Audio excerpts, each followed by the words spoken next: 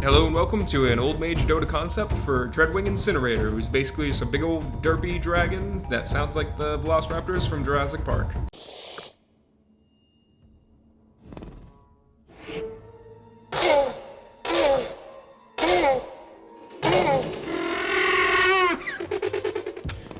And here's his skills. DreadWIng Incinerator is a powerful laning and frontline support whose abilities allow him to control and burn his enemies. His first skill, Immolating Chasm, is a target area ability. After a short delay, DreadWIng sends a projectile slamming into the earth in front of him, stunning and damaging all enemies hit for a short duration. Also, this projectile starts its trajectory from behind him, and that will be important later. The cast range is rather low, and to compensate the damage is pretty high, and the 2-second stun duration is also an important part of his kit. His second ability is Scalding Bark, which is a target unit and autocast ability that affects enemies.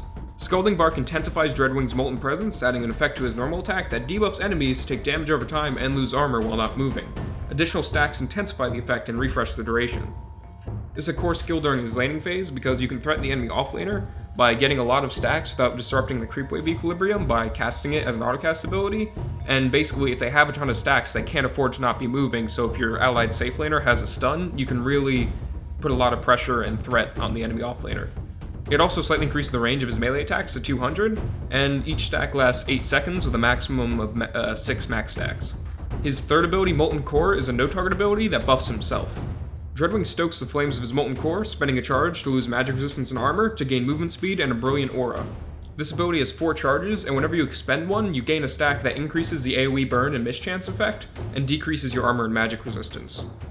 This is a really valuable aura to have in the front lines in the middle of a team fight, but also it makes you a lot less tanky and much more easy to burst down. So there's a lot of counterplay and tactical decisions to make of how many charges you expend at once, as you will gain a greater effect at that time, but you also get a greater defect.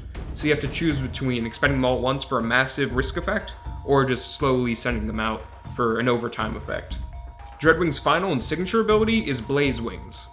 DreadWIng Incinerator dashes forward and ignites his wings, enchanting all allied projectiles that pass through them to deal damage over time to enemies hit. So essentially, after landing at a target destination, he extends his wings and creates a wall perpendicular to the way he's facing, aka his wingspan, and any allied projectiles that pass through them during the duration of this effect, they get enchanted to deal pure damage over time to enemies they impact.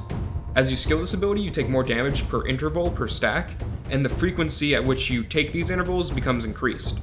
At all levels, you're only taking 3 intervals of damage per stack, but they become more frequent and they deal their damage quicker as you skill the ability.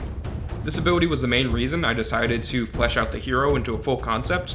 I just really like the idea of a frontliner that works with it really works with your team composition, because it's all about the projectiles that your allies can send out, so it's obvious synergy with ranged heroes or AoE projectiles that hit multiple people.